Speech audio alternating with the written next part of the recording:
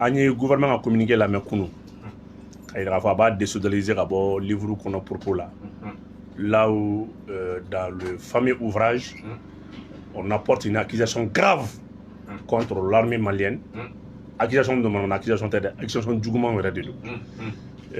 An b'an profiter k'a yira k'a fɔ nin kɛnɛ kan ka yafa deli malien bɛɛ fɛ. Malien ye ɲɔgɔn mago to ani yafa de. L'auteur de l'ouvrage, c'est un officier de l'armée malienne.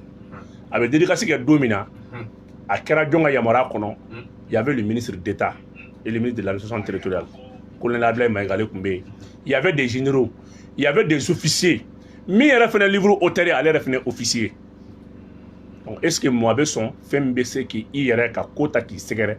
i bɛ sɔn ka baara k'o kan. Mais maintenant anw minnu ye kunnafonidilaw ye, an ka kuma bɛ an ka fierté kun ye mun ye, voir aussi un officier de l'armée malienne et puis qui est auteur aussi d'un ouvrage comme ça qui peut servir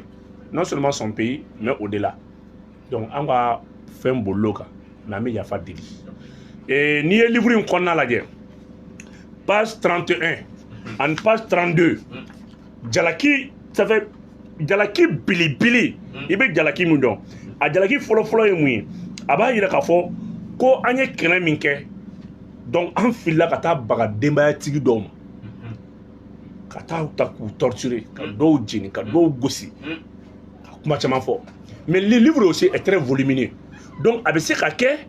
livre yani ka se yɔrɔ dɔ ma yɔrɔ dɔ bi échapper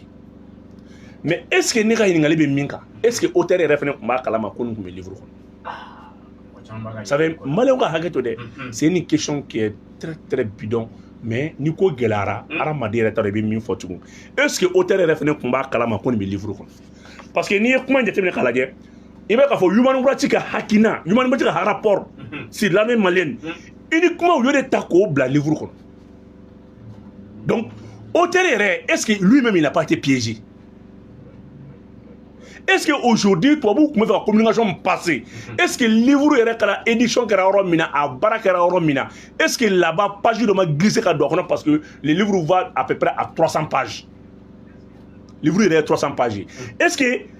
allez Drafumba Bolo, est-ce que Anit Poibou, est-ce que phénomène doit qu'on a mis à Akina? Parce que ni page 31, page 32, auteur de l'Akina Tegoy, faut me reconnaître. Human Rights ka rapport conclusion de Dokana. Ça c'est d'un.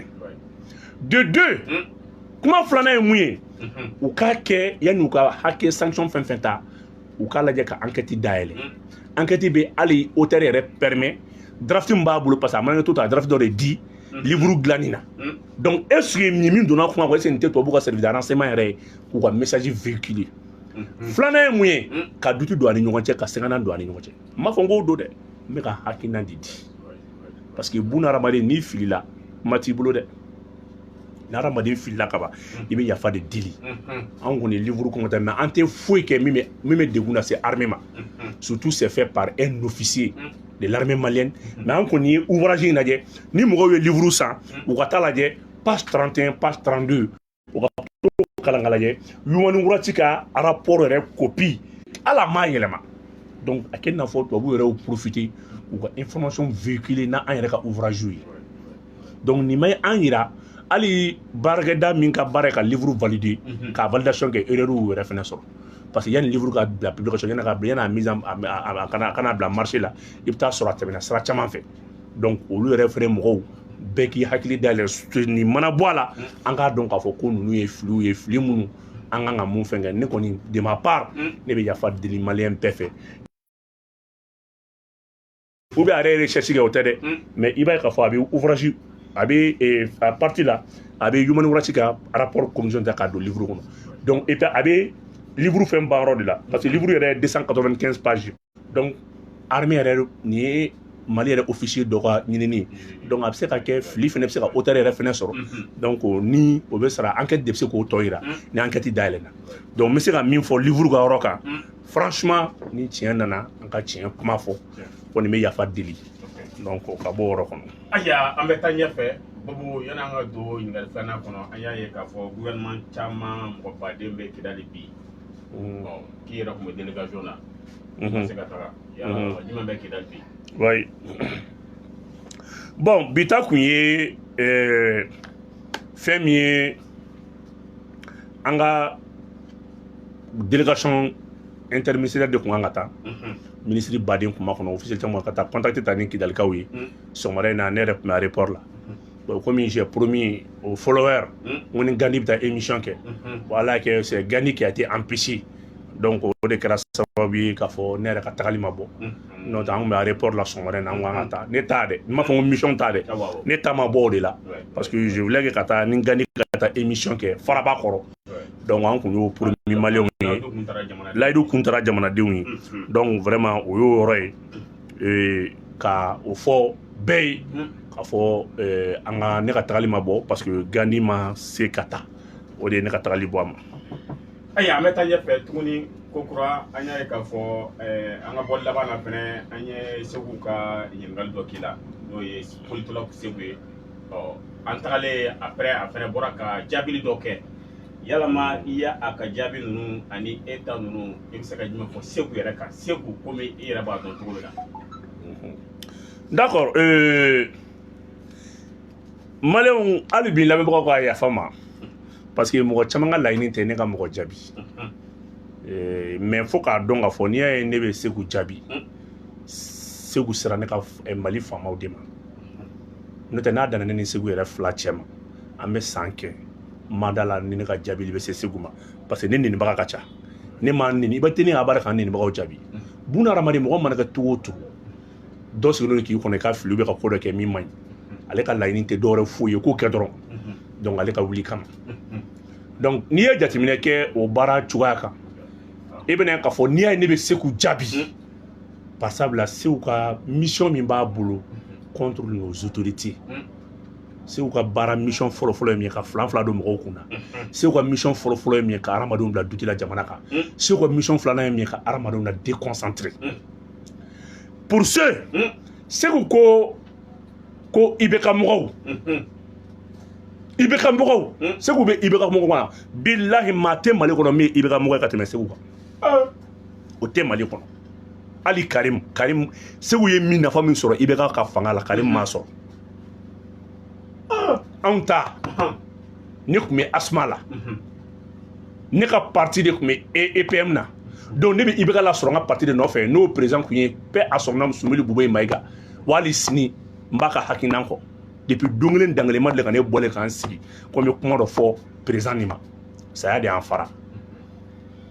ne bɛ n ka hakinan kɔ wa IBK a ye ko ko kɛ anw jɛra n'a ye anw sen b'a la an y'a fara tiɲɛ kan o de y'a kɛ an y'o yafa deli wa fo ka diɲɛ wuli ni min kɛra jamana kɔnɔ an ni IBK jɛra politique de la dɛ anw tɛ club de soutien dɛ Segu ninnu tun ye club de soutien de muso sira den sira yɔrɔ o ye politique wari dunyɔrɔ de i bɛ mɔgɔ mɔgɔ club de soutien ninnu de ye wari yɛrɛ dunyɔrɔ bamayɔrɔ ye an kun ye parti de nous on était des structures politiques pour preuve n b'a yira aw la Segu ye baara min kɛ IBK tile la n b'a k'a la mɔgɔw k'a lajɛ mɔgɔw k'a lajɛ ni caméra b'a ye i bɛ dɔ fara a sɔn kan Segu yɛrɛ bɔra États-Unis IBK tɔgɔ la ka na depuis Ala ka ne dan ne ma deli ka bɔ yen ka taa États-Unis ka taa IBK tɔgɔ la kuma fɔ Segu bɛ kuma malien ni fɛn kan bi don dɔ sera an ka ɲɔgɔn fɛ malien ka yafa ma dɛ bilahi n tɛ Segu yɛrɛ kɔ mission b'a bolo ne m'o bali parce que a b'i ka président la gosi k'a d'i ma de a y'a lajɛ.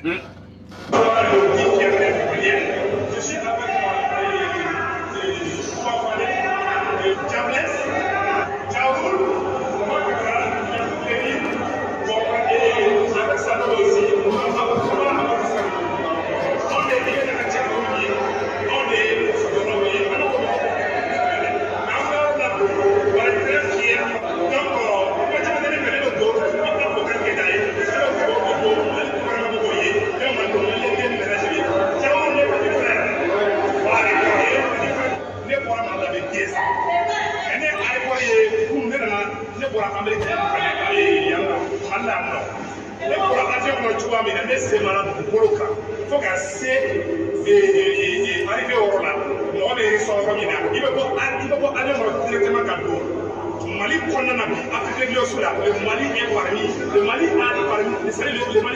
a le meilleur aéroport. Afrique de l'Ouest, peut-être à nous pas de faire la comparer. Sur le Mali de Nigeria, avec Jamaica, ne bɔra avion kɔnɔ ne hakili la n ko Amérique de t'u fɛ vraiment ne to avion kɔnɔ n ye lumière ye hali ne tun bɛ se ka to hali avion kɔnɔ k'i se ɲini ça veut dire que électricité dama t'a la baara sugu bɛɛ ɲɛna ne yɛrɛ ka sɔrɔsiw ye o boroselen don il y a 10 ans ou 15 ans de cela ne ye Mali sɔrɔsiw ye o bɛ ko den de kabi den ɲɔgɔnw la k'a filɛ yɔrɔ la les militaires maliens sont dans les bonnes conditions o kɛra jɔn ka kan o kɛ i ka bɔ ka k'i bari ka taa an bɛ IBK fo an bɛ IBK fo o saya ne ni tagama jɔ Brutali ka kan essence de Brutali o ye ka dɔ fara vitesse de ka taa bila 400 km à l'heure la n'a ye mun jɔ a b'a dɔ dɔjɛ ka taa et on ira jusqu'au bout we don't give up American people say never give up whatever you do you have to keep doing d'accord ni ye jamana hɔrɔn kelen mankan de jamana halala kelen min bɛ Mali bɛɛ nin y'ale de mankan ye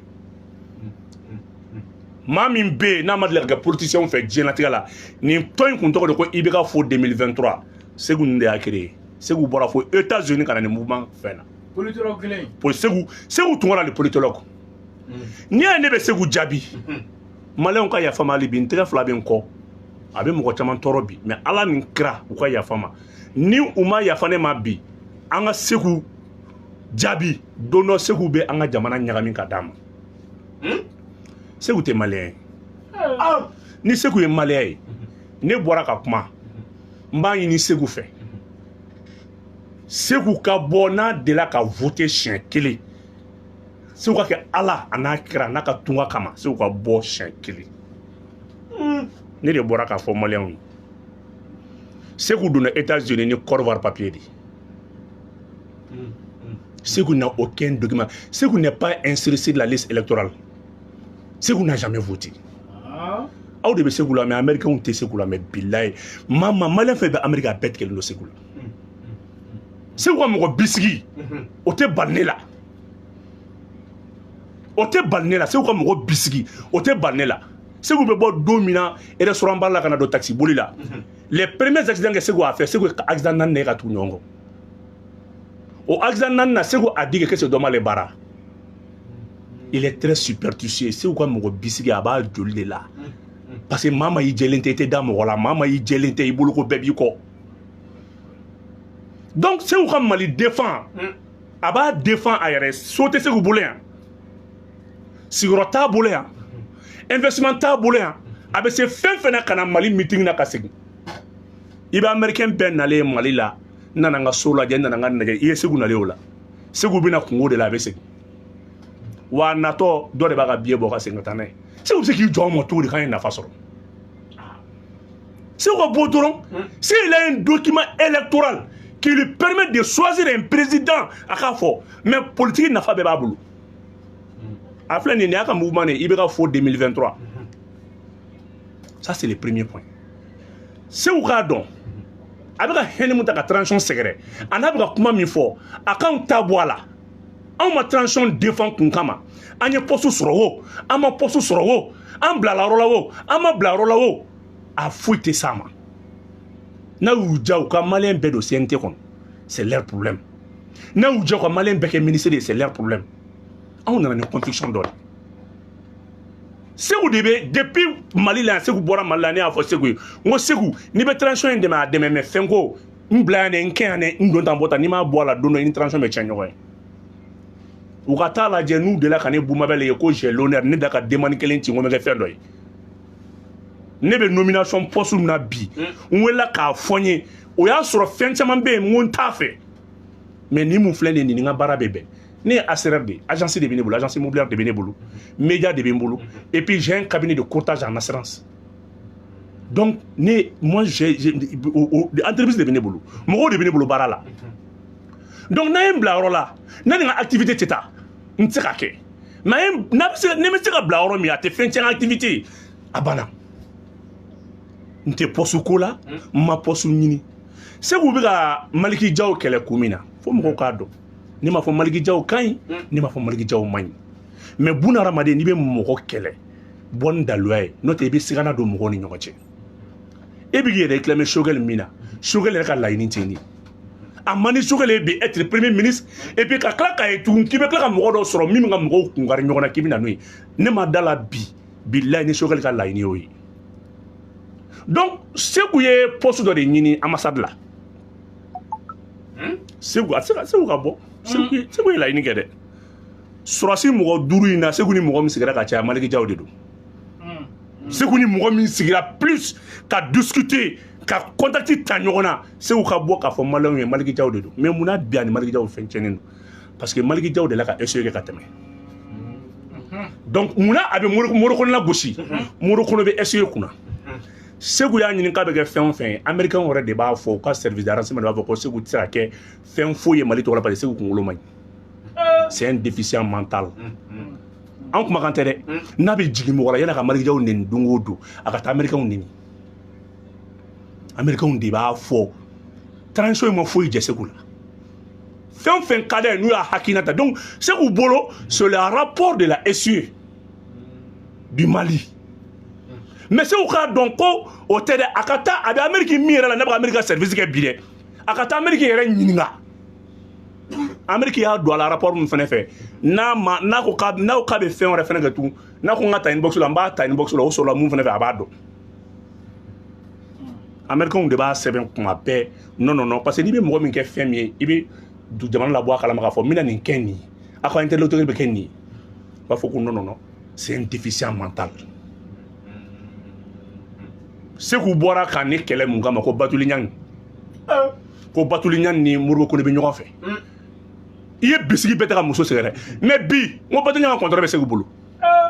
le même Sékou Batuli Ɲangi ka publicité contrat bɛ Sékou bolo Batuli Ɲangi ka publicité ko Sékou ni halala don a ka bɔ k'a fɔ ko Batuli ka contrat t'a bolo mais Sékou ye i ko maa min ye manamanamɔgɔ ko jɛnɛyakɛla don ko mɔgɔ jɛlen tɛ ko marché bɛ ka d'a ma i t'o ka wari to a n'a ka vidéoman kun t'anw bolo bi na pourquoi Sékou tɛ a ka taxi tɛ marché munna mɔgɔ tɛ don a kun taxi la ni Sékou y'i ta taxi la ni vidéo b'a bolo n'a ye information kelen ye Sékou b'a gari a bɛ client jigin awa maliyɛnw a ye wuli dɛ a simina ka jamakulu awa n'i ma wuli u ye janfa ta ka fɛn adama ye nin kɛ tan RPM min kɛ tan a ye wuli ka fara ɲɔgɔn kan source d'information kelen t'a la donc n'a bɔra o la o y'a sɔrɔ a ye dɔ ka publication ye 2 vues 3 vues b'o la a b'o ta ale b'i sigi ka kuma dugu mana jɛ a bɛ yafa deli awa a ye yafa ma dɛ n kun bolo ko dɔ mɛ ale bi Asimi farati dɛ depuis mɔgɔw b'a sɛbɛn a minɛ fo mɔgɔw yɛrɛ nana ye Sékou yɛrɛ ye min tiɲɛ armée kun mouvement na c'est trop parce que n'a kun kumara armée kun bɛ mouvement lancer on pensait que ko ka lama don très urgent gérant mɔgɔkɔrɔba caman très urgent n'a kun kumara malien c'est que armée yɛrɛ kun b'a ta sérieux la k'a fɔ bon vraiment nin ye ko ka lama ye i jɔ an ka nin fɛn kɛ tan donc finalement Amérique yɛrɛ kɔnɔ ni min ye taxi fɛn kɛ dɔrɔn ni min nana ka Sékou ka taxi dala n'o don n'a dɔ Sékou ko non u ye crise taximan n tɛ don nin kun taximan fatɔ tɛ don a kun bilahi mɔgɔ si tɛ don a kun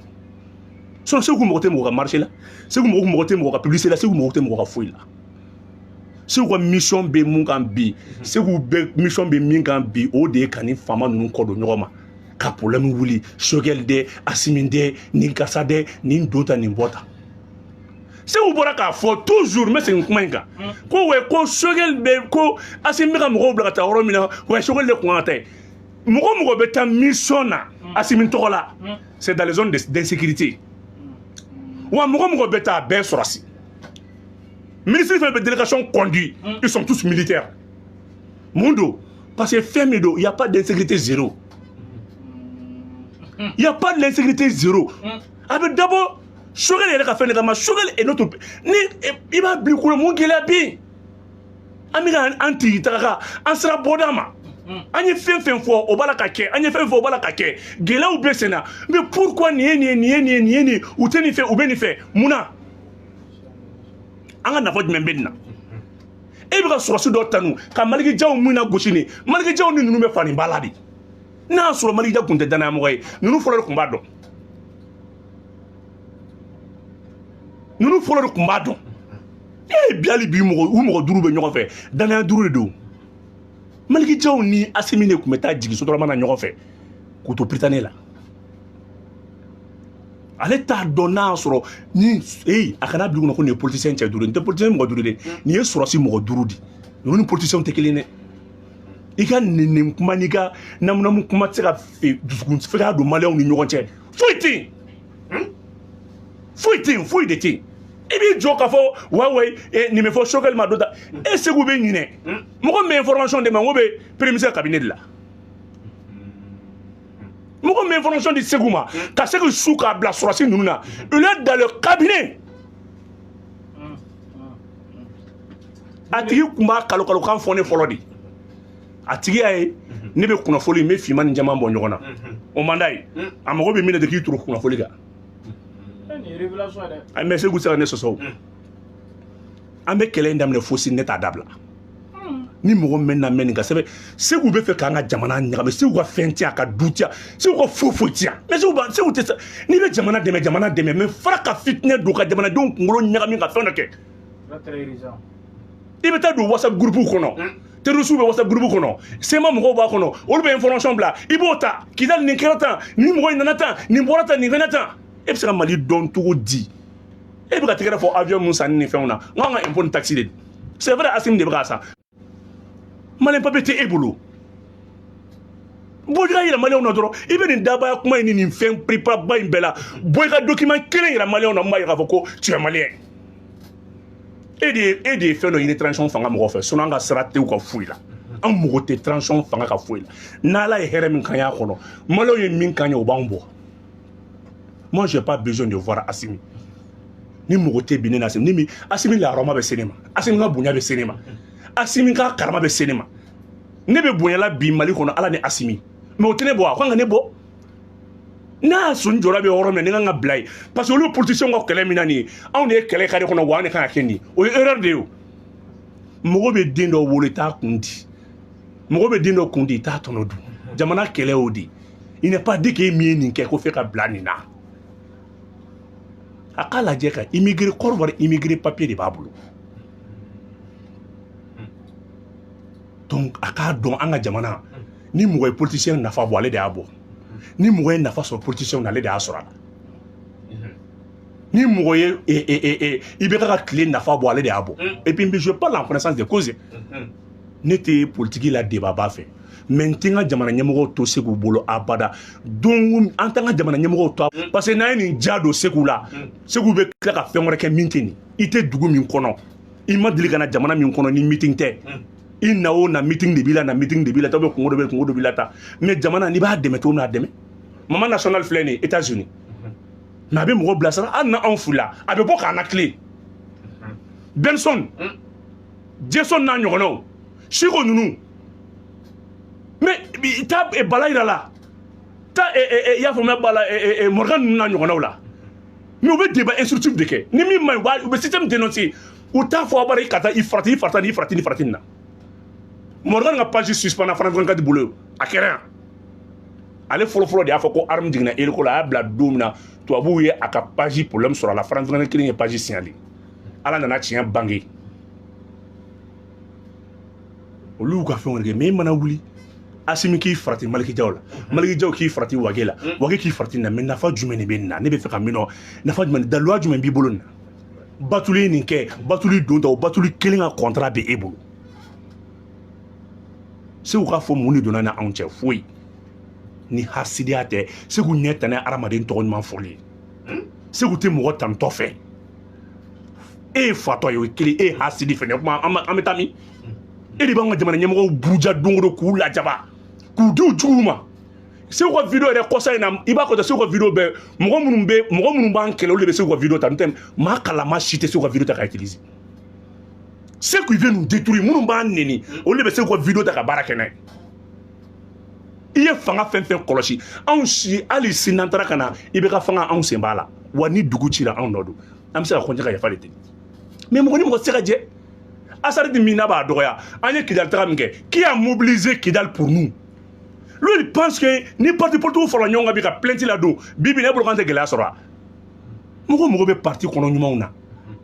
hali ni ko tigɛ ni échec politique kɛra minnu ka ɲi n'an bɛɛ bɔr'o de la anw bɔr'o de la Choguel bɔr'o de la Mogo de Yafarama ka tandamas. On était des politiciens fiés. Mais on a le mouvement soutien. Il y a 2023.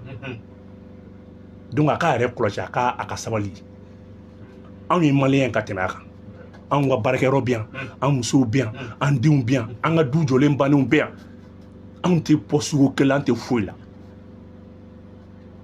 Donc, à Américain, on est réunis. Abaka Kalorka faut bien mater Américain. Amana lu do français du mo la dugé aya frati na fa il y a ka fa Américain Américain ñu mo duguté Américain ñu teru ci armée duguté yé c'est ko Américain to fa c'est ko Américain c'est ko be fin ben fort et be c'est ko ka bela gauche fo Amérique aba donc ko mi fene do il se peut que kelem no anya daile takale nya fe mi fene kan ga fo ambo fo ne kon mi ni mo fe mo ne kan ne ta dabla de parce que ni a dabla segu be ka mama ni segu ni ne don te kuma mais mama mi ka fama doya ka bula na yi fama doya jamana la gauche donc on se kan sigi ko mo façon na je est-ce qu'il entend na sori bien am se ka fama vraiment ni e ya doy mais tiens papi tibolo animali frila bi segu du gora mo di na bien kana doro ni segu bien nga ni fin dabla do segu kana do nga kele ga nyoko fe e bolo ke be kuma mun fa ki to e bolo ko c'est facile ya et bien si l'on te kuma beka bo a benin cha benin ko ndaye ni c'est où Sabali il ne retra kita non fait kana moi je ne veux pas tout dire à peine à la c'est où ne retra kita kana ko karana nyana de mais ne bulanga mpanko kuna nga jamana laje an be filila mo tana ya mi matigere fo politicien do mais na tiena an nana ka fo tasra be nununa ami ka foron ko de me sono nunu tani fo iche mais ni amugu deme u sera de irana mi ma se ka ke u de ke mi ma kono na ma se ka fo politicien yi u yo chance de mango fo angata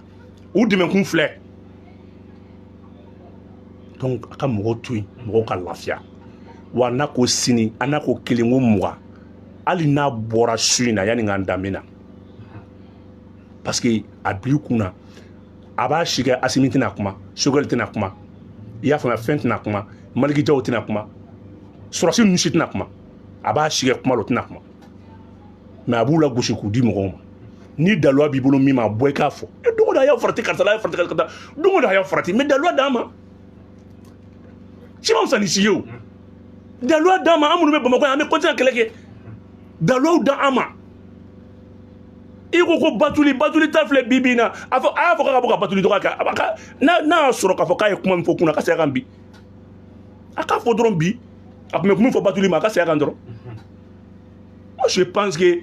anyo fo an so battre ka wari ka bo seria o de la o mga juwo no be na ba nyamalo en ka ba anta bana